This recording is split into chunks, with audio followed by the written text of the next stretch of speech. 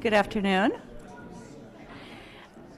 I'm Martha Woodmansee, a member of the English department in the law school, and I'm happy to welcome you this afternoon and to welcome you to the annual Edward S. and Melinda Melton Sadar lecture in Writing in the Disciplines. We're very pleased that Ed and Melinda were able to come up from Columbus to participate today because it gives us an opportunity to thank them in person for their generous support of this important building stone in our growing Center for the Study of Writing. There will be a reception in the rotunda after the lecture to which all of you present are invited. And I know that many of you are going to want to say hello to Ed and Melinda, so if you wouldn't mind just showing who you are there. Our sincere thanks for your support to the center. I also want to thank the Law School's Center for Law, Technology, and the Arts, the Department of History, the Department of English, and Kelvin Smith Library, all of which jumped in at the opportunity to bring Adrian Johnson to campus today to help us get handles on the promise and the apparent manifold shortcomings of the Universal Library project that Google has undertaken. Adrian was educated at Cambridge University and comes to us from the University of Chicago, where he's a professor of history working in the history of science, the history of the book, and the history of intellectual property. Adrian's scholarly accomplishments are, well, daunting, not least because his books have captured the attention of the general reader, as well as scholars across the disciplines, but also because, or even though, they're deliciously long. I first got to know Adrian in his 753-page tome on the nature of the book, published in 1998, and two more important interventions have appeared just this past year. The path-breaking 625-page piracy book, subtitled Intellectual Property Wars from Gutenberg to Gates, and the 305-page virtual chapbook length glimpse into the 1960s world of pirate radio that's titled Death of a Pirate. Today, as I said, Adrian's going to shed some much-needed historical light on our Western culture's most recent visioning of a universal library. Please join me in welcoming Adrian Johnson.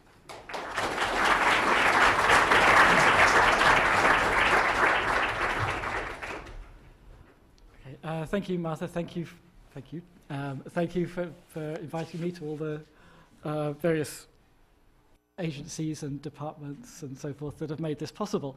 I always think it must be a tremendous amount of work to bring together alliances of this kind. So I'm. No. No. I know it is because I've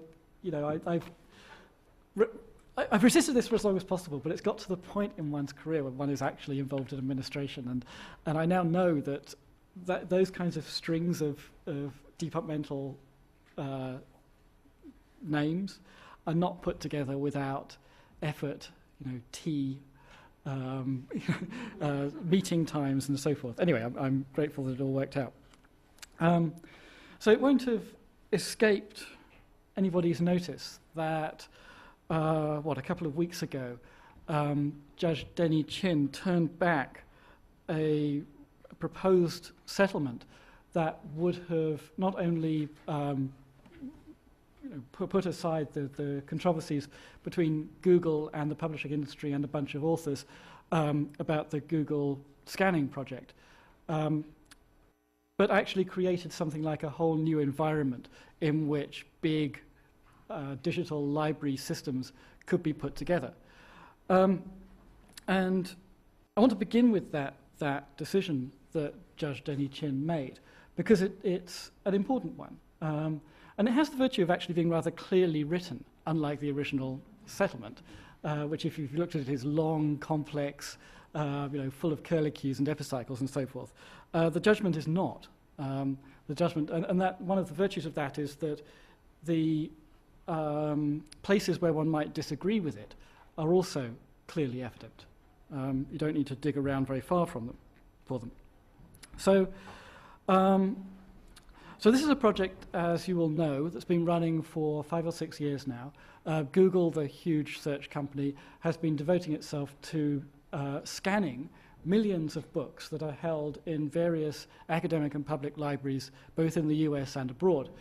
And these books would then be made available online in various forms depending on their copyright status.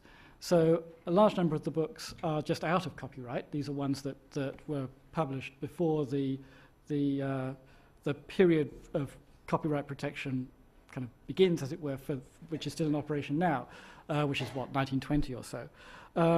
Some of them are straightforwardly in copyright and have identifiable publishers and authors and so forth, and those would be restricted by agreement with Google and the various parties concerned. Then there's a huge population of so-called orphan books, which typically are out of print, but are technically still in copyright. So they were published between about 1920 and now, but we don't know perhaps who the copyright owners would be for these texts. There's a large number of these books. Most of them, it must be said, are books that are never going to be bestsellers, let's put it that way. They're books that have often been forgotten for understandable reasons, and have fallen out of the proprietary system. But nonetheless, they are a difficult issue for a system of publishing and distribution and storage and so forth that defines itself around copyright law.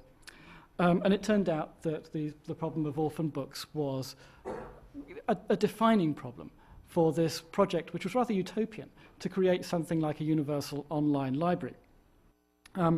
So Google launched itself into this project about 5 or 6 years ago, and it's created a lot of commentary, a lot of favorable remarks, and a lot of usage. I mean, everybody who's an academic, if they're honest, uses this thing. And for all the criticism that it's excited, there is a sense in which, to get the bottom line truth, propose to an academic that Google might simply throw up its hands, give up and walk away and not do it. That's the point at which they blanch and go white, right? Even the critics, for the most part. Everybody pretty much, except possibly Bob Darnton, thinks that this should go ahead. The question is under what terms and with what protections and protocols and so forth. The intensity of the debate, though, is, I think, justified. I live, for the most part, in the world of the humanities, and this is a world which has become, I think, rather unfortunately, imbued with hyperbole. So all kinds of humanistic projects are labelled as being stunning, wonderful, world-changing, and so forth. This is one that actually is, I think. I think for once that rhetoric is actually justified. This is a project that will change what writing is in the future.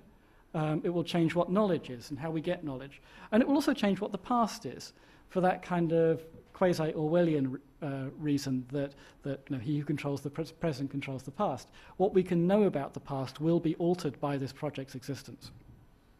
Not least, one should say, what we can know about the past of this project may be altered by its existence. So for Judge Chin, there were really 7 kinds of issue that he said that he was addressing in coming up with the verdict, the decision that he did, some of which he dismissed out of hand. So was, for example, the notice that was given out to authors about having to opt out of this system adequate? And Chin decided that really wasn't much of an issue, was adequate. Were the parties in the lawsuit actually representative of the class that they claimed to be representative of in turning it into a class action suit? There he had problems, and problems were sufficient to maybe turn the proposed settlement back for that reason. More seriously, this is a proposed deal, that would have had an impact beyond just resolving this suit. The suit originated actually long enough ago that it was really, in the first instance, not about creating a whole online library and what's now actually a bookstore, but producing what were called snippet views. Do you remember these things? That were going to be issued out as a result of search queries. It's become something much more than that, and in its proposed settlement, it would have created an entire ecology, as it were, for the future development of these kinds of big library projects. So in other words, it was dealing with creating a forward-looking environment, and that may be something that's beyond the scope of a settlement of this kind. Then when it comes to copyright and antitrust,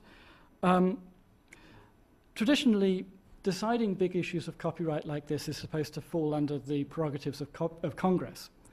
And Judge Chin decided that this was another case of that kind. It was inappropriate for him in principle to decide something that was properly devoted to the judgment of the public representative. And he also thought that the scanning of orphan works, which in the revised settlement would be made an opt-out protocol. So Google would basically be indemnified, as it were, for scanning all of these works. And the onus would be put on copyright owners, if they existed, to actually opt out of this system, rather than opting in, which is what the judge in the end wanted. And Judge Chin decided that this actually was a breach of copyright. And some of his language is actually quite stark. He accuses Google of a kind of wanton, massive-scale copyright breach. And then there are concerns about antitrust. Does this involve horizontal pricing agreements? Is it creating a new kind of monopoly on these orphan books? And is it boosting Google's perhaps de facto monopoly on searching at all? And then there are two other concerns, finally. Privacy. One of the points of this for Google is to gather information on readers and their habits. Are there sufficient safeguards for privacy involved in it, especially given that this will be a single access point, as it were, to the world of information. And Judge Chin really brushed that concern aside by saying that it was conceivable that one could come up with better safeguards for privacy in the future and build them into the agreement. It's entirely unclear that there was any actual will to produce such better safeguards, but nonetheless the possibility he regarded as sufficient to negate the concern. And I'll come back to that, because I think that's an important point. And finally, international law. The French government, the German government, and various other non-US interests weighed in, worried about the implications of this for non-US legal systems. And Chin thought that was a real concern. I'm not really going to talk about it. I actually think that it may end up being the biggest concern legally of all, but I'm not going to go into it. So this is a decision that has potentially far-reaching consequences, as far-reaching as the venture, as the project itself. I want to say, though, that like many of the debates that have taken place about this project, it's rather narrowly drawn, understandably so, because it's a legal system issue. And for me, as a historian generally, it's my professional duty, as it were, to have concerns and interests that range beyond the legal. So I think that there are issues in the Google project that the settlement doesn't address, that the debate around the settlement didn't address, and that Judge Chin's decision, therefore, doesn't address. And I want to talk about some of those.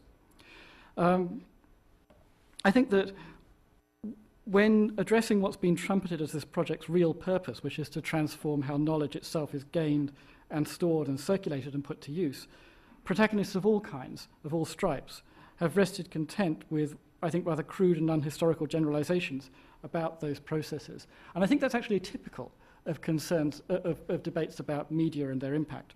So I want to I want to counteract that. I want to say that it matters to have a debate that is deeper and more wide-reaching. And in particular, I want to suggest that the advent of something like a universal library today should be approached in terms of the purposes and uses of the universal library, as well as in terms of its composition. Because I think if there is a cultural revolution that's at stake here, and I think there may be, then its nature lies more in the realms of purpose and in practice than in the realm of collection per se.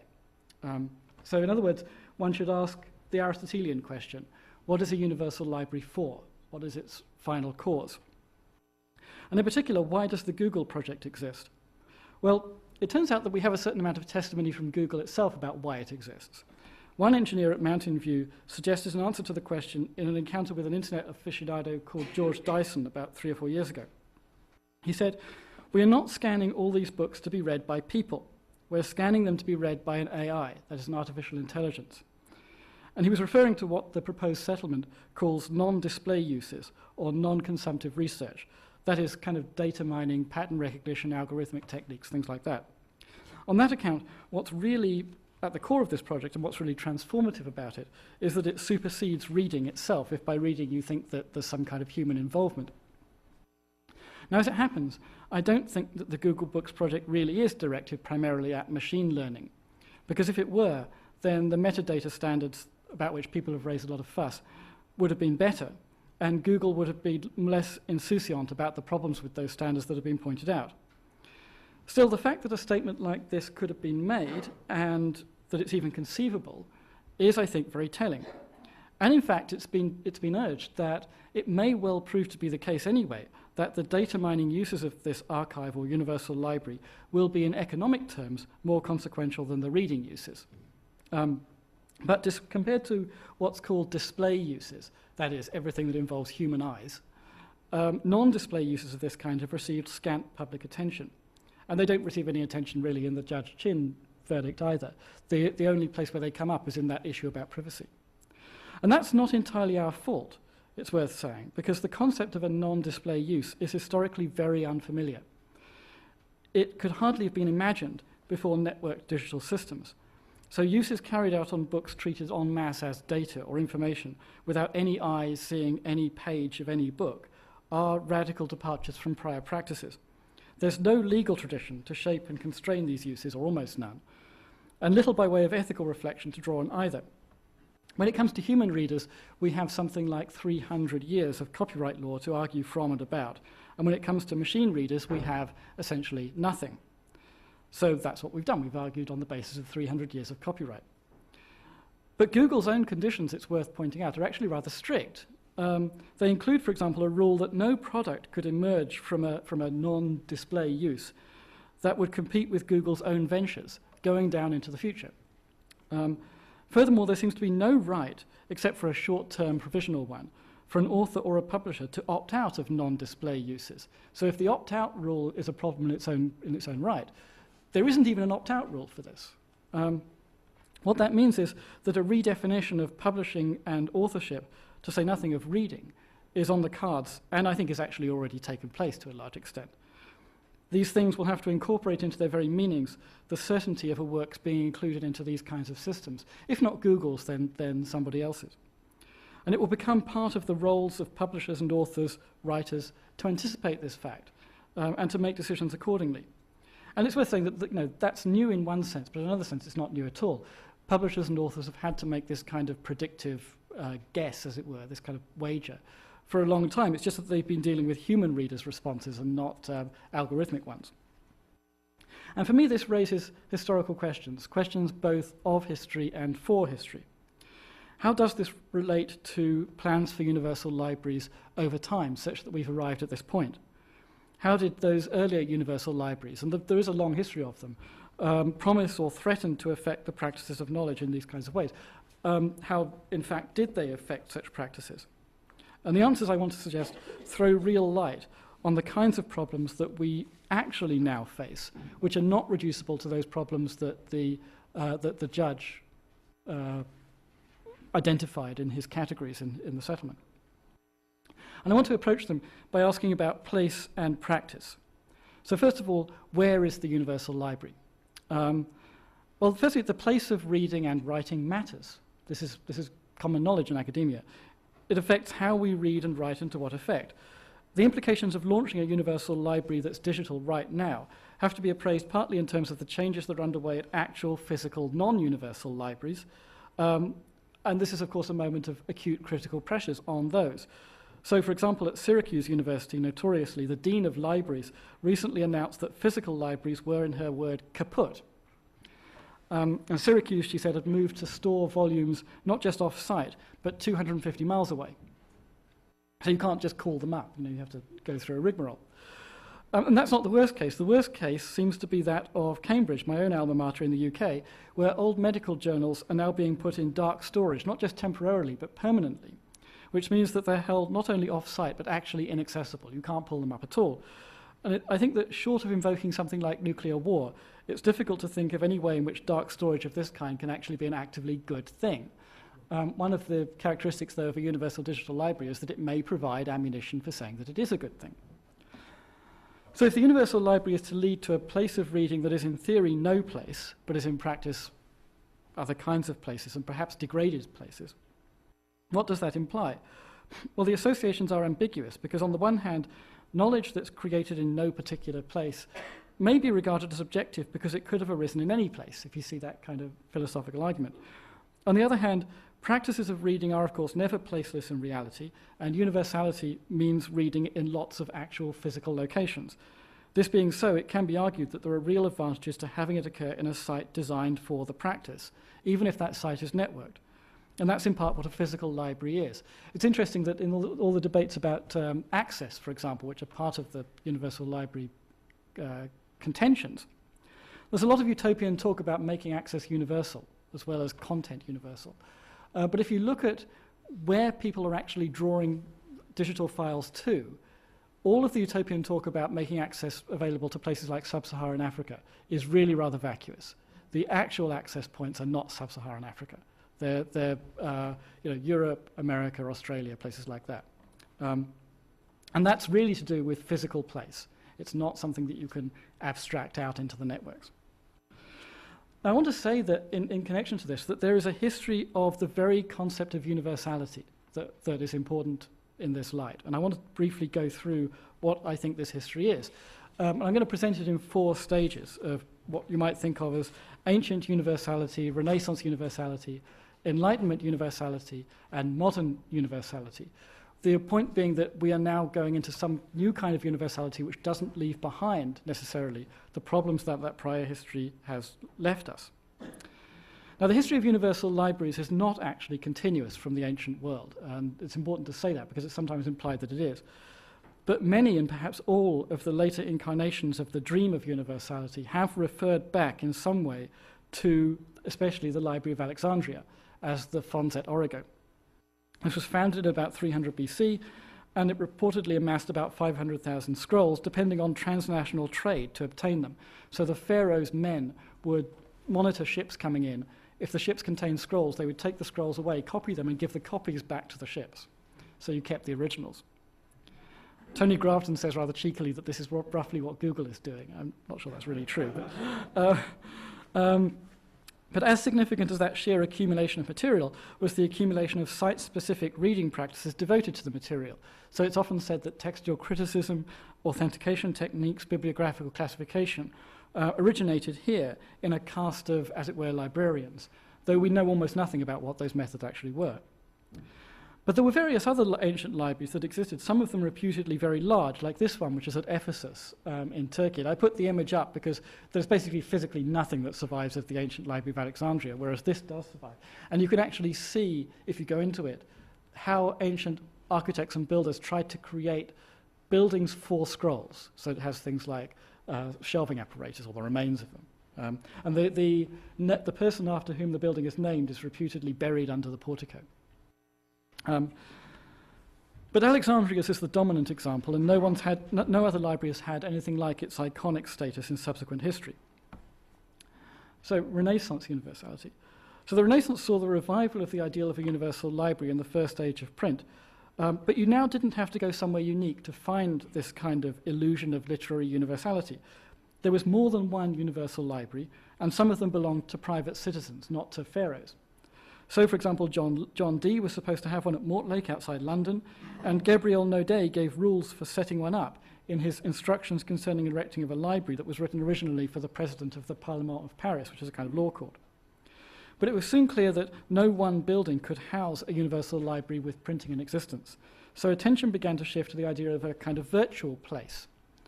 This meant creating a kind of distributed library through print. Konrad Gesner's Bibliotheca Universalis, the Universal Library, was meant to be a virtual library of this kind, a kind of volume that surveyed the entirety of the domain of print. But what Gesner found, of course, was that he was only halfway through this by the time he realized that there was now more books that had to be included. So there has to be a second volume, a subsidiary volume, and there are additions and new indices and things like that.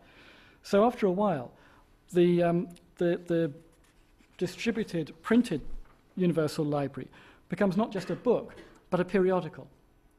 It enters into the world of journals that structured the Republic of Letters and then the public sphere in the 18th century. By the late 17th century, the notion of the Bibliothèque Universelle, which is now French, not Latin, being produced in parts, had given rise to this idea that the universal library had to be not only a printed object and not so much a building, but something that went on in principle forever. There was not going to be an end point to it. And these kinds of works, the Bibliothèque Universelle Historique in this case, became major fora for the Enlightenment itself. There's actually several of them, but they become subject-specific over time. The reading room for this universal library was the boundless space known as the Republic of Letters, and access to this was supposedly unlimited, but it had elaborate codes of civility, hierarchy, organization, exchange, reading, annotation, feedback, and things like that. And some of the bibliographic systems that were invented for universal libraries of this kind were in fact derived from these codes of reading, exchange, civility, and so forth, especially the commonplacing schemes of scholarly readers. So that is, readerly techniques fed into classification sciences for this kind of universal library, and they were then put in turn to use by new writers and new readers. And that leads to the idea of Enlightenment universality, and probably the most famous image of a universal library ever created. This in 1785 by Étienne Louis Boullé, a visionary architect working under the French king. This was going to be an extension to the Royal Library in Paris, and it expressed the King of France's ambitions to be universal monarch. There was a strict dress code for readers in this library. You had to dress as a Greek philosopher. Those were the days, you know. Now, this was never built, of course, but there were, in fact, real places in the Enlightenment that embraced an idea of universality. But again, it's a different one. It's subject-specific. The most notable of these is the University Library at Göttingen in Germany, where the librarian developed an acquisitions policy, the first, in fact, for any such institution, which defined universality in terms of the coverage of specific research fields. This is the moment when research is becoming definitive of the new kind of would-be romantic university. The library even printed journals, which were like catalogues in the public sphere, that extended the reach of this subject-based policy across the Republic of Letters.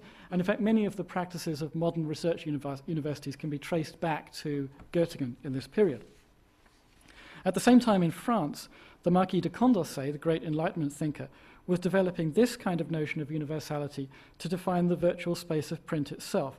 Condorcet proposed that print should create a universal library of the Enlightenment by abandoning authorship as its principle of classification. Instead, the tree of knowledge should become a kind of card catalogue for a limitless virtual library defined, as at Göttingen, by subjects, not by authors. And the law of publishing itself should be transformed accordingly. So Condorcet wanted to eliminate authorial copyright, such as it was in the 18th century, and replace it with a system of periodicals, each defined by specialism. So you would no longer publish a book under your name, you would publish a paper in a journal according to topic. And this was going to be the practical realization of enlightenment, literally the dispersion of light from central sources, namely Paris, uncorrupted by individual pride. It would make the Republic of Letters into the counterpart for Adam Smith's Republic of Trade. And it's significant that Condorcet was also an agitator for doing away with, guild privileges and things like that. Now, that scheme was not put into effect, of course, at least until the French Revolution, when a version of it was, actually, and all of the privileges of authors and booksellers were abolished as relics of the old regime. The consequence, as Carla Hesse has argued, was a catastrophe, at least for the high-status publishing industry in Paris. And Romanticism, in fact, then repudiated the idea wholeheartedly, elevating individual genius in its place, but of that more in a moment. Then in the period since the early 19th century, when media have proliferated so remarkably, ideas of universality proliferated with them, and this is one of the characteristics of modern universality, that it's branched off in so many different ways. For example, in the 1890s, French bibliophiles published an essay on the end of the book, illustrated by the visionary artist Albert Robida. These pictures actually come from Willa Silverman's The New Bibliopolis, published in 2008, which is a great treatment of this. So Robida imagined a world with universal cliché-texts, as he called them, storing storiographs on Edison-style cylinders. And the sounds would then be transmitted through telephonoscopes into vending machines on the street, where you could actually pull a story out of a vending machine. and homes like this one, where you have elegant Parisian ladies on balconies looking over the kind of hellish, dark satanic mills that Paris becomes. This new culture would come with its own origin myth. You may know that in the early years of printing, Fust, the financier for Gutenberg, was confused with Faustus, because it was thought that printing may have been an invention of the devil. Here you have the Edisonian disc, again being handed down to the counterpart of Fust or Gutenberg by a demon. And it would have its own anti-counterfeiting, anti-pirate measures. So you could patent your storiograph by getting a guarantee against contrefaçon, which means piracy in French. Now, the best known, so there are lots of kind of schemes like this that come around in the modern era, the best known of which in this country is probably Vannevar Bush's Memex project that would have used microfilm. But much more interesting, I think, is actually the project of Paul Ottley called the Mundaneum, because it actually existed in Brussels in the 1920s. Ottley was a pioneer of scientific bibliography who envisaged extending bibliographers' classification schemes into books themselves, into the contents of books. So he would classify facts, images, quotations, things like that, languages, arguments. And he created a physical space, an office that was filled with network screens to visualize this kind of architecture of intelligence that he mapped out here. He called this whole thing the radiated library, or the universal book, or a web, a réseau, which was connected by links. And the idea was that information held in this place could be brought into each desk by means of these links. And members of the lay public would submit queries by telegraph into it, rather like search queries. And answers could then be sent back out into the world by the staff. And it was actually in operation for something like 15 years. It was meant to become, as he put it, a universal edifice containing all books and all information. It had a utopian aspect. It was originally associated with plans to cite the League of Nations in Brussels. And the Belgian government actually supported it for that reason. And when it turned out that the League of Nations, firstly, wasn't going to be the utopian thing that people thought it was, and then was not going to be cited in Brussels, it rather fell into disrepair. By the mid-30s, it had lost state support, and what was left was abandoned at the beginning of World War II when Belgium was invaded by the Germans. There was actually some part of it that survived, though, forgotten in a storeroom in a university in Belgium, until the late 1960s when a graduate student rediscovered it. At which point, the university administration, realizing that it had a spare room, destroyed what was left. There's a little bit of it left. There's a museum that still exists, but it's one of those things that makes you love university administrations. Now, as I say, there are several schemes along these kinds of lines, all premised on the use of new technologies, typically microfilm in this period, to collate information from various media into a single scopic device, typically a desktop. And but the effects of this, where there were effects, were not necessarily all good. For example, think of microfilming of newspapers. It's notorious that massive amounts of newspaper stock were destroyed on the idea that microfilm was going to be enough in some kind of apparatus like this. And it turned out not to be enough. On the other hand, there was the STC microfilming, short title catalogue microfilming of 16th and 17th century books produced in Britain, undertaken originally as a kind of rescue archaeology when it looked like Britain might be bombed to bits by the Luftwaffe.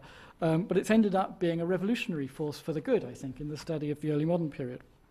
By contrast, the study of modernity has actually languished, ironically enough. Because the amount proportion to what was produced that's been made available through these kinds of systems is much smaller. Now, this kind of world also creates new questions of universality, to do with access, for example. Who has access to this? Who could send a question in? What questions would be treated? Under what terms do you have access, and who polices it? And how does it extend beyond national and other territorial boundaries? This has become, obviously, a huge issue once again, with digital networking, because digital networks tend to extend beyond legal territorial zones. And the open access movement in the sciences is really a kind of very successful institutional version of that kind of concern. Now, the other side of this concern is, of course, the action of what it is to make something public, publishing. What is its role when you have universal libraries of this kind in existence? And it, too, has faced this kind of angst-ridden issue. I think publishing is kind of angst-ridden intrinsically, but it's been angst-ridden especially in the digital age, partly because it's faced this kind of existential question of what it actually is. I think a good case can be made that publishing is the business of managing credibility in this world. It isn't about manufacturing. It isn't particularly about marketing either. It's the enterprise of ascertaining and affirming the worth of particular authorial works, singling them out for advantageous exposure or distribution, and sustaining that authority and authenticity from then on. So in previous centuries, publishers employed, or earlier still were, printers, and handled the actual manufacture of books, but that's not the core of what they are. And what we're seeing, I think, with the advent of this kind of universality is either a recognition or an active reconstitution of publishing along these lines. So universality has a long history involving destruction as well as preservation. And through that long history, aspirations of placelessness have repeatedly come up against the need for actual places with distinct publics and practices. And we need this kind of historical typology of reading practices, especially across these places, not least because reading and the knowledge it facilitates is being changed now by the intercalation of our kind of universality, as in the Google project, of virtuality and digital networks.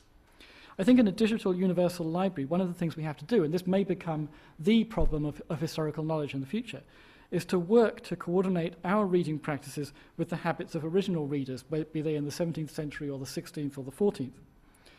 For example, in the sciences, printed journals are now an anachronism. Scientists don't employ them in their own research, as they did before about 1990 or so. Instead, they use digital journals, e-print archives, and the like. And this has consequences, not all of them good, because the horizon of conceivability has actually contracted. And you can demonstrate this using mega database information. The haste of consensus formation has accelerated, so that maybe that as a kind of herd instinct that's focused by things like Google increases the rapidity of consensus building, we may be missing potentially valuable alternatives. But as a historian of science, this means that we shouldn't be shoehorning current scientific texts, as we call them, into a model of reading of printed pages that their target community does not in fact practice. So it would be misrepresenting reading practices by assuming a kind of print model of them. But by the same token, we shouldn't be relying on digital images of 17th century tracts and assume that our reading in some way corresponds to the historical reading of those originals. So the question for history is, what do we do about this? How do we translate, as it were, between the reading practices of our universality, which is in fact embedded in our technology and our society and our taxonomy of places, and the reading practices of their universality, whoever they are, and that would be embedded in their technology, culture, and their taxonomy of places. Now, these are very broad questions which have to do with how knowledge is arrived at, what it is, how it's circulated, to whom, and what people do with it. To put it a bit hyperbolically, they have to do with the nature and fate of civilization. So I want to bring it a bit down to earth by talking about an episode, if you like, a way in which the history of universal libraries has actually shaped our predicament now, including the Google issue. So think about those terms that are at stake in our own time: principles of authorship and creativity, the practices and institutions of research, the travails of the publishing industry, the virtues of mass access, all of those things that arise in the Google debates. All of those have their historical trajectories. Those trajectories did, though, come together at an earlier moment as well, the moment when Romanticism encountered the advent of a mass culture industry and the origins of the research university in the generation around 1800 to 1830. And I said before that I would come back to Romanticism, and this is where I'm going to come back to it. So this is a period, so 1800 to 1830, when, like our own period, there was a media revolution at hand, and people were very conscious of it. It's the era when you go from wooden hand presses, which essentially are the same as Gutenberg's from 300 years earlier, 400 years earlier, to first iron presses and then steam presses by the 1830s. That increases output rates by orders of magnitude. It reduces costs, at least for those works that are being produced by the steam presses. Things like stereotyping, steam paper manufacture contribute to this. People were very aware that what they were going through was a transformation. And it's a social transformation as well. So the publisher, as a social kind, really originates in this generation. People loosely talk about publishers from earlier, but they really didn't exist. So it's at this time, for example, that one finds Sir Walter Scott's novels selling in unprecedented numbers, and it's often said that his were the first bestsellers. And at the same time, the cosy world of the academy was being upended by post-Jacobin reform in France and the Humboldtian innovations in Germany. So the modern research university also originates in this period. And it turns out that in this time, there was a bitter struggle over proposals to create a universal library. It was going to be housed in the apparently public institution of the university, and it was going to be devoted to collecting the output of the entire publishing industry, both old and new. But the debate was not just about collection and selection. It was about use, it was about research, it was about the institutions of research, and it was about the future. It was about how collecting would affect the actual making of readings, writings, and new knowledge. Now, everybody knew that the stakes were very high, partly because Enlightenment was thought to rest on print itself. That was a widely acknowledged reality. So it was very important to collect the output of printing, to preserve existing knowledge, and to facilitate future progress. Enlightened societies ought to do this. And these libraries ought to be public, at least in some sense of that term. At least they shouldn't be just the preserve of castes devoted to priestcraft and mystery of state. Now, in England, which is where this debate really blew up in the biggest sense, the approach to creating a universal library was rather pragmatic because it rested on the ancient universities primarily, Oxford and Cambridge. Their libraries, this is the Bodleian set up in the early 17th century, claimed a right to get a copy of every book published in London. This was a very centralised publishing industry, so London is really what matters. This claim descended ultimately from a private agreement of 1610 that Bodley had done with the Stationers' Company, the old guild of printers, in establishing the Bodleian Library in Oxford. But more directly, it derived from the 1710 Copyright Act, which is the world's first copyright law, which established the limited term protection, all of those things that became copyright. There's a little noticed part of that law that says that books registered for copyright have to be given one copy each to a number of libraries around the country, in particular Oxford and Cambridge and the Royal Library in London. Now, that statute then gave a certain number of copies to these libraries. The way that the publishing industry interpreted this in the 18th century, the book-selling industry, was that it was a bargain. So if you had a book that was potentially subject to piracy, you might register it for copyright. Giving the copies to the library was then a fee, essentially, for that copyright protection. If then you had books that were not going to be subject to piracy, you didn't need to register for them for copyright, so you didn't need to give them to the libraries. That meant that what the libraries were being given, or what they were being offered at least, were all the books that were most likely to be pirated, which means plays, sermons, to a certain extent novels, though novels were kind of one-off at this point. It was not what the libraries actually wanted, which was Latin works of scholarship, legal works, legal tomes, especially things like that. So by the end of the 18th century, the libraries were routinely just throwing away things, or they weren't getting them, they weren't asking for them at all. And the other thing that publishers would do, the booksellers would do, is if they issued a multi-volume work, and this applies particularly to legal works, law reports and things like this, they would register one volume of them and give the one volume to the library. That then forces the library to buy all of the other volumes. This is a time when libraries have no acquisition budgets at all. So it's a bit of a mystery where they got the money to actually buy these things. So at the end of the 18th century, this became a kind of scandal, when lawyers, in particular at Cambridge University, realized that they didn't have access to the law reports that they needed to actually do their law work. So they decided they were going to mount a campaign to actually make the promise of that copyright statute real and have the library collect everything that was published in London. So they started doing this right at the end of the 18th century, and it generated a huge public debate about the nature of publishing, what copyright was, what authorial rights should be, because the publishers decided that this claim to be collecting everything would be, as they put it, fatal to literary property. If literary property existed, if copyright existed, then essentially seizing books was a violation of it. And they accused the libraries of wanting to create universal libraries on the basis of universal piracy. There's a further reason why the publishers felt themselves obliged or able to protest against this, and why their campaign went so far as it did. And it has to do with the very nature of creativity, the nature of what it is to write, to think, to make new knowledge. It became a romantic conviction, as Wordsworth put it, that works of genius create their own audience. That means that works of genius, when they originally appear, don't have an audience, so they don't sell. Now, this is a kind of self-serving argument on Wordsworth's part, because Wordsworth's poetry didn't sell. But he comforted himself by saying that it would sell. People would realize its transcendent genius over generations. And that was one reason why Wordsworth thought that copyright should be perpetual. True genius will only get its reward if copyright is very long term, because genius takes a long time to be recognized. So real knowledge or real art is not going to be the kind of thing that's produced by steam presses in massive quantities and is protected by the copyright system. It's going to exist, as it were, under the radar of that system. It's going to be produced in small print runs, typically 50 to 100. So small that you could basically do it in a scriptorium if you wanted. And it was going to be expensive, produced for very select audiences, and those audiences were often going to have access to the libraries and the universities. So if the universities are collecting 10 or 11 copies, that's 10 or 11 out of 50, not 10 or 11 out of 3,000 or 30,000. So it's a big tax. Moreover, it's a worse tax than that, because the very readers who might otherwise buy one are now going to get them from the libraries, because they're the scholars. So in other words, collecting everything is going to militate against genius.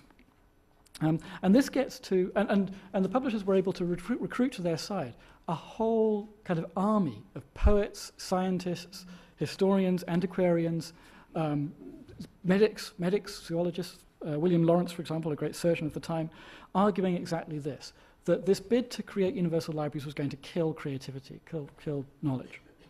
And this has to do also with an argument about the very nature of the times, that this is the moment when political economy of the dismal science version, right, Malthus, Ricardo, laissez-faire, all that kind of thing, is being set up as the new queen of the sciences and is being portrayed as the structuring force for modernity itself.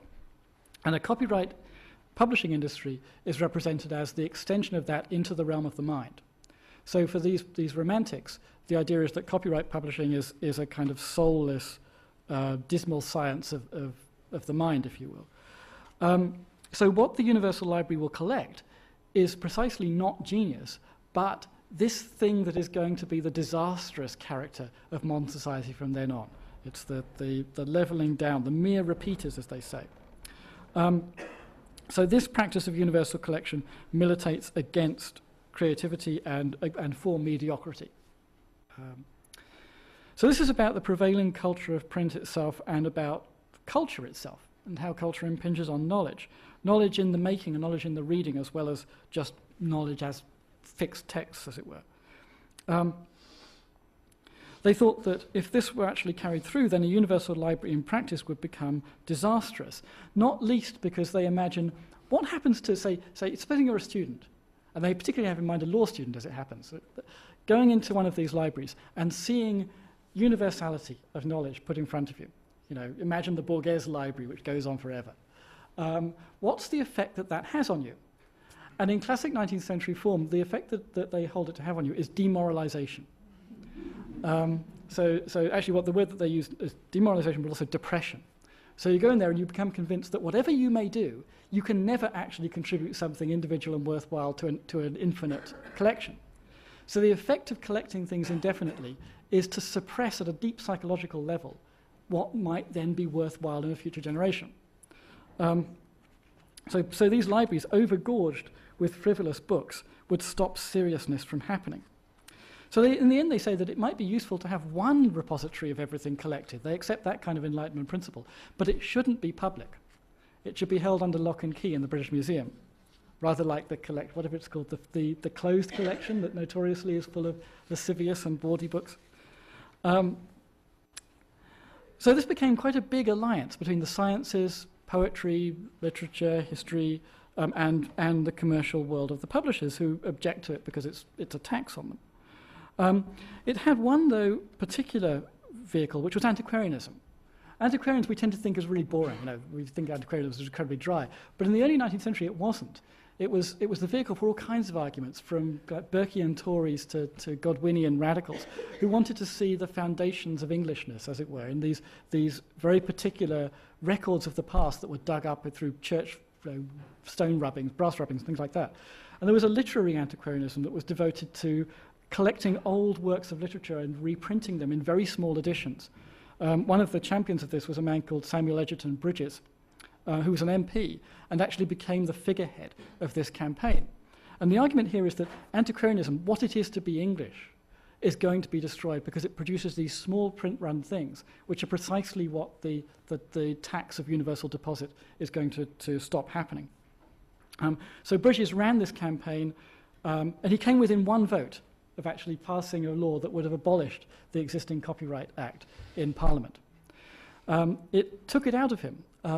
In the end, before the final vote could be taken, the Prince Regent dissolved Parliament and Bridges was sent into exile as a debtor. And in fact, if this is the image before the campaign, this is what he looked like after the campaign, which is about as stark an image as before and after as you'll ever get.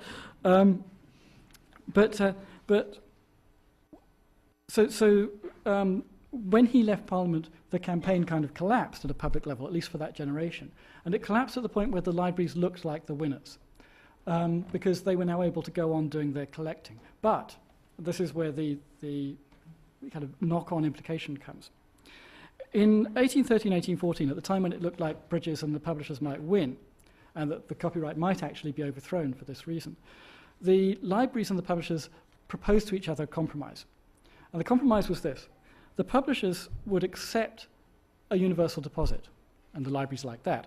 But in return, they wanted a doubling of the term of protection of copyright. It had been 14 years, another 14 if it reverted to the author, and it had stood at that since 1710.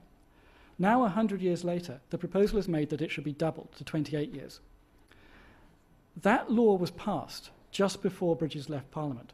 And by a one-word amendment that was put in at the last moment, we don't know why, it was extended to reprints. So not just new works, but reprints of old works. So suddenly, you have a breach of principle. Copyright is still a term-limited thing, but it's no longer a short term. And the principle has been breached that you're not going to change the term. So it's been decided that maybe you can make it longer. In the 1820s, Noah Webster, who was the architect of American copyright law, came to the UK and toured around and heard about this process and decided what a great idea it would be to introduce it into the United States as well. So he came back, campaigned for a mirror version of this law in the United States, and in the early 1830s it was passed as the first revision to American copyright law, again doubling the term. That set in train a trend that has continued ever since, of increasing the term of copyright and applying it to things like reprints. Something that was incredibly controversial right at the beginning. And we know what the outcome of that is. The outcome is that it creates an entire class of books called in our day orphan works. And the outcome of an entire class of books called orphan works is an intractable problem of copyright if you want to include those orphan works in our version of universality, which is digital networks and scanning. So the sense, and this is what became for Judge Chin the breaking point for the revised settlement, is orphan works. So Judge Chin says at the end, having turned it all back, maybe it would work if instead of having an opt-out agreement, we had an opt-in one for orphan works. So orphan works is actually the key thing. That whole problem exists as a residue of a previous debate about universality, authorship, and knowledge back in the early 19th century. And that problem of old knowledge, of course, ends up being as important to us now as it was then. One of the differences, though, is that in 1810 or so, at an age when economics wasn't yet the all-pervading authority that it now is, the scope of the question was seen to be deeper, and it was seen to be about the kind of society that economics was creating. And I think there is a sense in which history can tell us things by, if you go back, you see, as it were, the deep nature of issues that are still current now in a way that we can't see now because we're too close to them. And that's one way in which I think that may be true. So we could ask today, how will readers make new knowledge out of the undifferentiated reservoir of digitized mediocrity that they get with things like Google? Will they even want to make new knowledge out of it? And what long-term trends might we unintentionally spark in our bids to pacify warring factions? And these are the kinds of questions that I think history encourages us to ask. Now, I don't think we can ask those questions. We can answer those questions now. Sorry, I certainly can't answer them. But a focus on uses, which is what I've been trying to encourage in part, does allow us to raise and establish the importance of a related question, because this suggests an approach, albeit a rather speculative one, to the problem of the future of the book itself. Perhaps an answer to that question, the future of the book, is to be sought not in the architecture of the codex, let alone in things like look and feel, which people sometimes rather emotively talk about, nor even in the anxieties about, Orphan Works and things like that, or monopoly that swirl around Google, but instead in the peculiar pairing of object and practice, the dyad formed by the conjunction of reading with books, that the Romantics were concerned about with universal libraries in the early 19th century. Because that pairing, of course, always takes place in some setting, in some physical environment, even if the networks exist and are spreading text kind of limitlessly. And the importance of that dyad was stressed in a great work that appeared in English just as this debate over universal libraries in the late 18th and early 19th century was gearing up. Namely, of course, Immanuel Kant's What is Enlightenment, one of the kind of classic texts for modernity, if you like.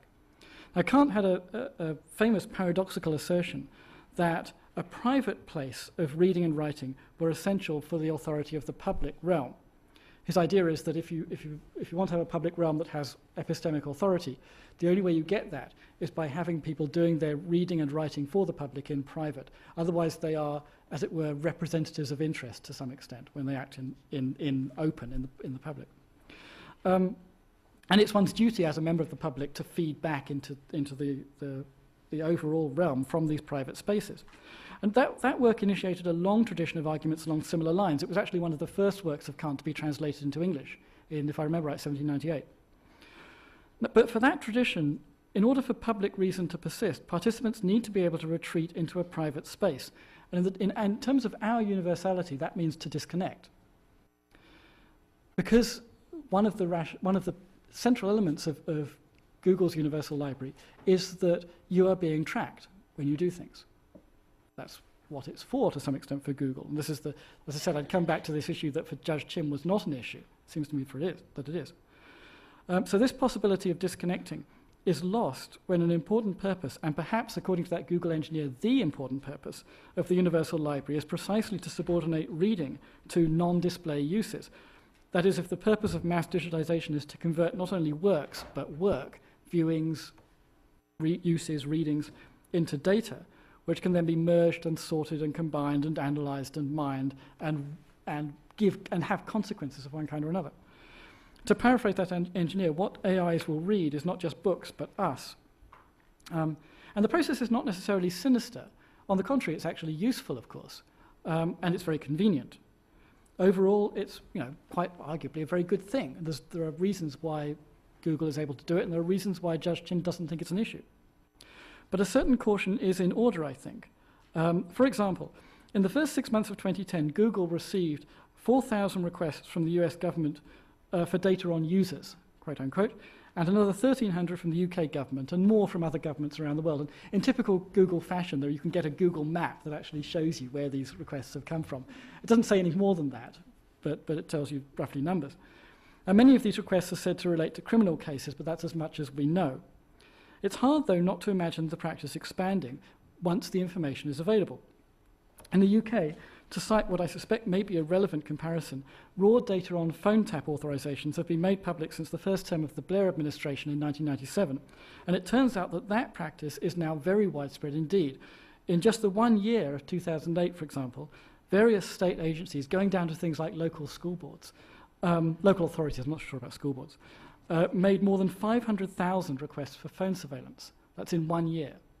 What that means is that the population of Britain is about 60 million, so you can do the math. Your chances of being surveyed overall are roughly 1 in 100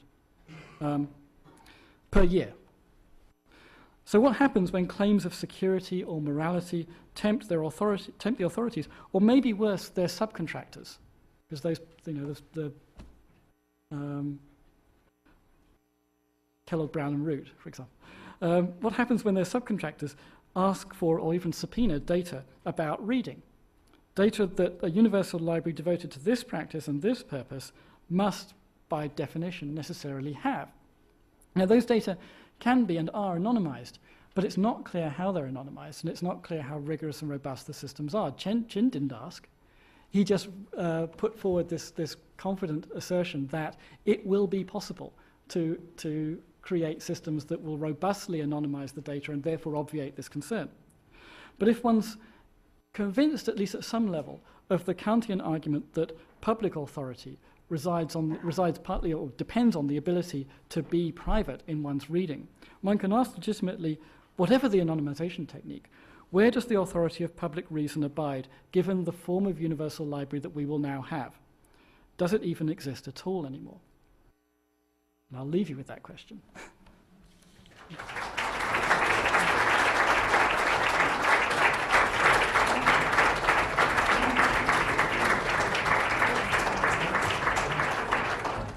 I certainly think we have some time for talk and questions. Okay, if you ban the printed page, and if you give, let's say, Google or the exclusive rights to all literary material, isn't there a danger that Google could set the prices for good literature so high that only the very rich could partake of it? Yeah, sure, in principle. I mean, firstly, it's a very distant thought experiment. I mean, the thought that people would do that. But I think that, there is always a problem of monopoly pricing. I would tend to side myself with, ironically actually, some of the more neoclassical economists on this and say that it's less of a problem than people have tended to think. Because, for one thing, monopolies can be regulated. It becomes a matter of public politics, if you were. It becomes a problem of in this country, Congress actually regulating the industry in the way that things like the power industry is regulated. This may be a relic of living in the UK, where, although it's before really my time, there was, for a long time, a major medium was monopolized, which was radio. It was, radio was a monopoly of the BBC for at least in legal terms, for a long time. Practically it never was, but in legal terms it was. But I think, even if that very unlikely thought experiment were to become something like reality, my sense of the way that Google works is that they would see it as in their interest to not go that small but expensive route, but to go the big but relatively cheap route. Now, relatively cheap may still be more expensive than you would want to pay, but it's not going to be like the 18th century London publishing industry, which was small, kept its ranks narrow, charged high prices for small impressions. I don't think it's going to be like that. But I think the basic thought experiment I've got to say, is so unrealistic that I don't think it would work. Sorry, I'm not sure. They can trace your books right now. I go to the library and slip my card under, and the machine knows exactly what I took out. Yeah, but that's a very interesting point. But there's a culture or an ethos of the library profession in the United States that has developed such that the data on that are destroyed. So yes, they can, but in fact those data are not retained. I mean, I'm not sure what happens in Ohio, but no, I mean, what it actually gets to is an interesting question of whether there is an important consequence for something like ethos in public institutions versus private institutions, monopolistic or not. So the library community, the librarians, would say that there is, and that the collection of these data, which I think are actually destroyed for ethical reasons, is kind of less to be worried about, because then it's subject to a public service ethos. So it becomes a question of that rather deep issue of something like, I'm not sure what you call it, political philosophy or something. But I mean, yes, you're right. In principle, it's done. But I believe that they're destroyed for these reasons.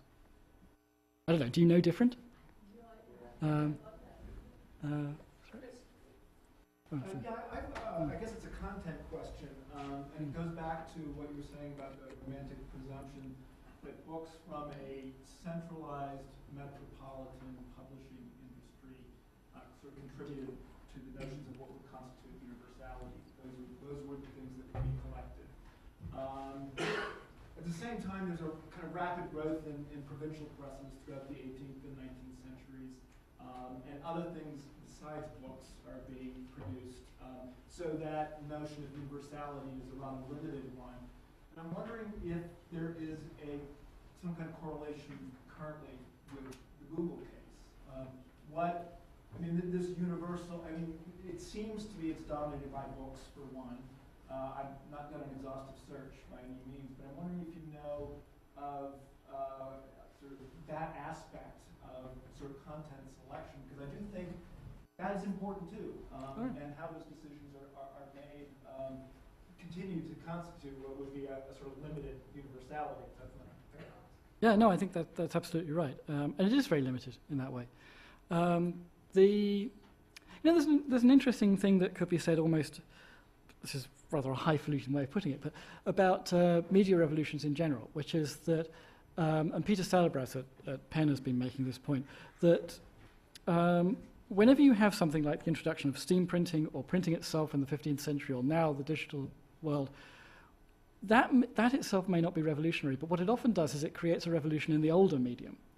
So whatever happened in the 15th and 16th century, he would say, there was certainly a writing revolution then, because suddenly people are writing much more, if only to fill in the forms and so on that the printers have. And that's true with steam printing in the early 19th century. So steam printing comes along, and there's a great centralization. These are heavily capitalized operations, relatively few of them, and they churn out huge numbers of copies. So it's a kind of funneling effect in that way. But in the same generation, up through about 1850 or so, there's also a huge proliferation of hand presses, as you say, very provincial, all the way across the country, often dealing with lower class communities relatively locally, but circulating knowledge with a tremendous frenzy, if you like, and sometimes quite advanced levels. So there's a great work by Adrian Johnson called The Politics of Evolution that tracks these things dealing with biological doctrines through this period. And they're not just imitative, they're originative too. And you're right, the Universal Library of this period was not going to collect most of that stuff because it didn't really appear in the big metropolitan scene at all. It was here one day, gone the next. And so the Universal Library, such as it came into existence, was not only going to be a kind of monument to the new political economic copyright mind, but it was also going to be a severe misrepresentation of what actuality was out there. And you could argue something like that about the Google project. I don't think Google is meant to be a kind of one-to-one mirroring of the world. But you could argue something like, if the aspiration is going to be to create some kind of universality, which matters for the search engine aspect of it, then missing all of the things that Google misses, which are being produced now by print, right, because there's a similar kind of revolution going on in the printing world, is going to end up being more and more consequential. And one of the interesting things about the Bob Darnton public digital library scheme, which I guess people will know about, this is a bid to produce a kind of public counterpart to the Google project, is that as it's gone on, my understanding is that it's developed an ambition to try to extend into those kinds of realms and not make that mistake. Now, I'm not sure whether that's a good idea, because I think it runs the risk of creating something that is so big and so kind of ramified. Emails, blogs, tweets. He wants the Library of Congress to collect all of that. Yeah, I mean, that could be... It's huge. That seems like you run the risk of creating something that's in vision so huge that you end up doing nothing, right? But yes, I think it's a real thing.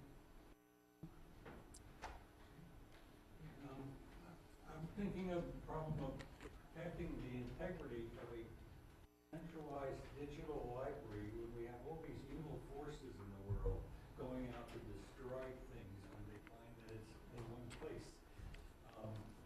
Book burning would be easy if somebody could hack the system. And changing history, revising history, and quoting from some poem from 100 years ago saying, this is what really happened, go look in the book. Yeah. It's a big problem. It's in principle a big problem. I mean, going back a while, maybe, well, Jefferson tends to be the person that one quotes on this, so hundreds of years. There have been essentially two models of how you try to preserve knowledge, not just knowledge, but stuff. One of which is that you as it were, lock it up in repositories. And the other is the opposite, that you make so many copies of it that you couldn't possibly destroy all of them. And this is Jefferson's idea, that the great thing about printing is not preservation of individual copies, it's that it makes 10,000 of them. And that makes it impossible to destroy all 10,000 because you distribute them around the world.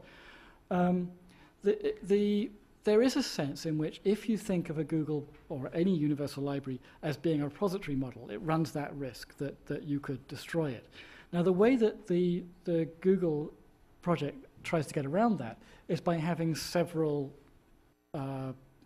places in which it's stored. So it's not just Google, there's a thing called HartiTrust as well, which will have a kind of mirror site of it. And I think, if I remember right, do you remember the details of this? Something like Google has 2 versions of it and Harty has 2. I forget how many exactly there are. But the idea is as a kind of a dispersal of the repositories. So try to get at least some degree of redundancy of that kind. But you're right. Supposing you make, supposing it's four copies of the whole thing, that's still only 4, and that's not 10,000. Now, the thing about this is, which I think makes it different, is that the Universal Library is itself a kind of organizational bringing together of things that already exist in tens of thousands of copies. So it's not like the Library of Alexandria, say, where if you destroy it, you're getting at the core. There isn't really a core anymore. So I think that the status of the repository has changed. Yes, I have a question about your reference to the romantic idea that you'd be depressed by seeing so many books all at once. And I wonder if I found that striking, and I wondered if that kind of concern might be a legitimate one for something like the Google project. And I think also Kant here asking, so the problem that you're raising, that a Kantian perspective would have would be the absence of privacy. But I'm also wondering about questions about the kind or the quality of attention, the difference, in other words, of the kind of attention that one might have in front of a computer screen where one instantly has access to every other book on the topic, versus the kind of attention that one would have either on a reader that was disconnected or a book, and whether we should be concerned about that difference in attention, or whether you feel that that's something that we can't possibly control. Just wanted to ask about that. No, I think that's in some ways that's going to be a key question for the next generation. Attention. It's one of those things. I mean, just to bracket this for a minute, it's one of those questions that does tend to come up though every generation. Like I can remember when I was a child, my parents and all kinds of parents were concerned that television was doing this to us, because now you have 3 channels. This is in Britain. So this is going to be the end of civilization, and it was. But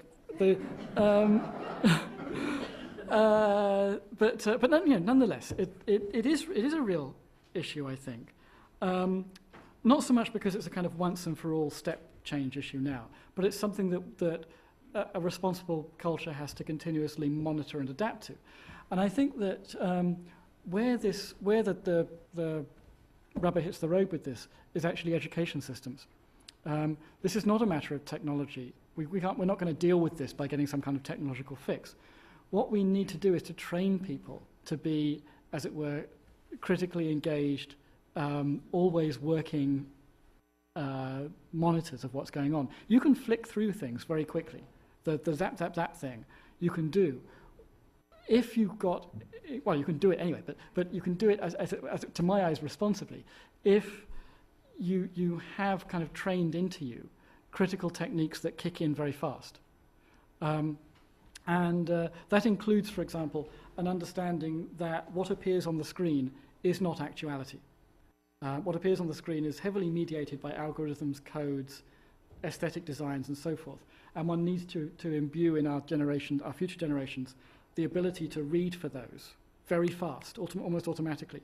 In the way that in the past, people have been trained to read for, narrative or argument or something like that. It's the latest version of that kind of thing.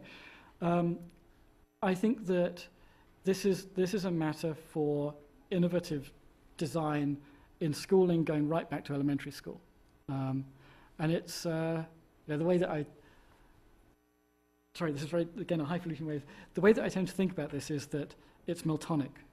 If you think of Areopagitica, the great Melton tract against censorship in the 17th century, it is against censorship, but half of it is actually about the responsibilities of reading in a city like London. And he has a marvellous passage about how in revolutionary 1640s London, people are sitting up in their garrets, burning the midnight oil, reading tracts, and as he puts it, yielding to the force of reason and convincement. And he has this, it's a fantastic image of republican virtue through reading communities. But for Milton, reading had to be, in some sense, work, even when it's enjoyable and even when you lose yourself in it. And I think that the task for educationalists is to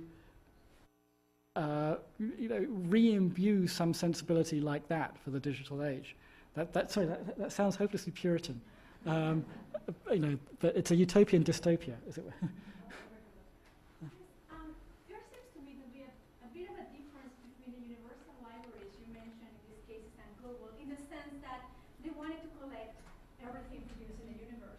Google is also doing that, but is also aspiring, I don't know if they're aspiring, but it's read as they're aspiring to replace the physical libraries.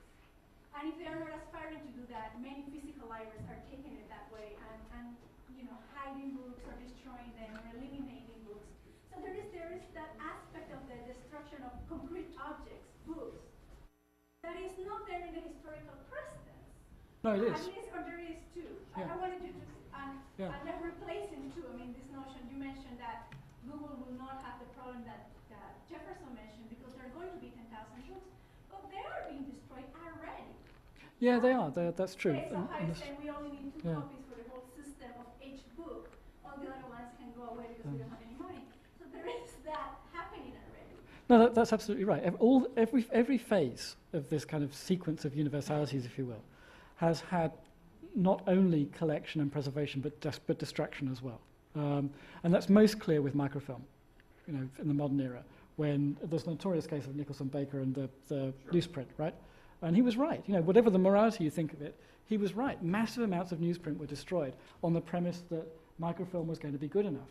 And the fact is that it's not good enough because the quality of it is bad, and it doesn't have you can't do the kind of history of the book stuff if you don't have access to the actual stuff, the actual material things. I was trying to get at that in part in the early stuff about Syracuse and moving things off site.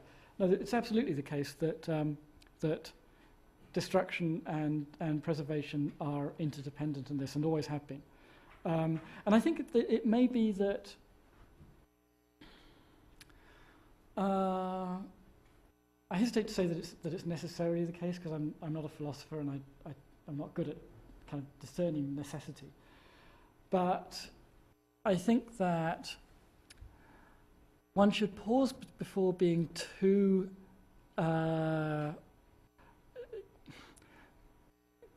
before indulging too much kind of lamentations and gnashing of teeth about the mere fact of destruction itself. Because destruction to some extent is always happening. I think there's destruction and destruction. And if you have, for example, mass production of books, I don't think you need to keep every single one. I'm not a fetishist about books to that extent. And I think that there is a kind of a cultural cost-benefit analysis to be done, not an economic one. I'm against this business of only buying 2 books for the whole of the University of California system, for example, which they do now. They as you say, they have buses that take the vans that take books up and down the West Coast. I'm really against that. But nonetheless, I'm a bit leery of arguments which would be absolutist about this. There's a book written by, I think, the head of the Venezuelan library system on the history of the destruction of books. I don't know whether you've seen this. It's a small paperback. And it's a weirdly heartening book to me in a certain way, because it charts enormous numbers of books and whole libraries that have been destroyed over the thousands of years. And you do in the end, and it's just one after the other, So, and yet there is a sense in which you emerge at the far end of the book and you think, well, we're still here. To follow up on that, I mean, we are at the mercy in Ohio of vans running around the state. and the vans are slowing down, so that it slows down our work. And we are already in the case in which there has been substitutionary decision-making in as much as journal subscriptions, the print versions have been terminated because of space considerations, because, of course, the digital supplants them and satisfactorily replaces them. I think what to me is the crucial value of this comparison that you've drawn between this romantic experience is precisely that there was struggle over the extension of the principles of political economy as being hyper-dominant. And the difference now is that they have been so naturalized that we don't notice them. Yeah. And that to argue against the principles of political economy in favor of the book is to marginalize oneself by essentially defying nature. In the more liminal moment where the triumph of political economy as an ideology was not as pronounced as it is in the 21st century, the terms of the discussion, the Kantian debate, if you will, in the public sphere were entirely different. And this is what gives me a more pessimistic view of the current moment than of the previous debate. Yeah. No, I agree with that. I think that's absolutely right. You know, we've internalized these kinds of terms so much that to try to speak a different language, as it were, is almost to make yourself look mad. One is dismissed as mad yes. and Luddite and immediate. Yeah, but I think it's worth. I mean, let me put it this way. I think that the way to make arguments against things like only buying one copy for the whole of the West Coast is I think to argue and to draw on statistics, which I think can be drawn to show this, that what changes when you do that is not just the speed of knowledge production, but the quality. So if you have to draw up every book, you know, if you live in Berkeley and you have to draw up every book from San Diego, it's not just that you have to wait 2 days for them. It's that thinking is actually crippled by that. Yes. I mean, But that can't be quantified in terms of political economy. You can actually go some way towards that. And what I draw your attention to is a couple of things. I hesitate to kind of invoke my own institution, but it is the case, in fact, that the University of Chicago has actually bucked the trend on this. So I think alone among all elite institutions in the US, we're just building this huge $60 million library. It's going to open in a week or two. And we will be the only place that has everything on site still. We have no off-site storage. And this is because of research that was done, particularly by the sociology department, into what it actually did to research knowledge making to shift things off-site. Who were the users who were actually drawing books off the shelves? What does it actually do? What is it we want to get in the end out of this?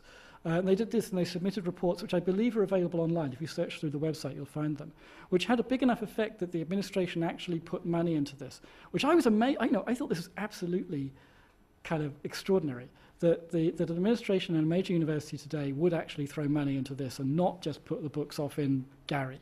And they didn't. They actually put it all on site. So that's one thing. The other thing I'd point to is research that's been done on the quality of scientific referencing in research papers in especially the biological sciences. But it's actually it's now been done across the sciences more broadly than that by a colleague of mine in sociology called James Evans. And again, some of this is available online. It was published in Science and various other places in the last few years, which is very counterintuitive because what it shows is that as the sciences have gone to completely online delivery, as you say, no print journals, just online stuff, the range of reference and the depth of reference in papers has reduced markedly. And the epistemic counterpart of that is that we're arriving at consensus much faster without exploring alternatives. So that's something that gets to the very essence of what it is that universities are supposed to exist for. You know, and I think that you can argue that. The point about that is that it gets beyond the kinds of things that are always put forward as arguments for preserving on-site stuff, which are things like browsability, looking down shelves, humanistic things. That kind of argument never washes with administrators. But this one may do because it's actually demonstrable in terms of databases of millions. You can show it quantitatively. and it is epistemically potentially huge. I want to raise a question in the biological sciences.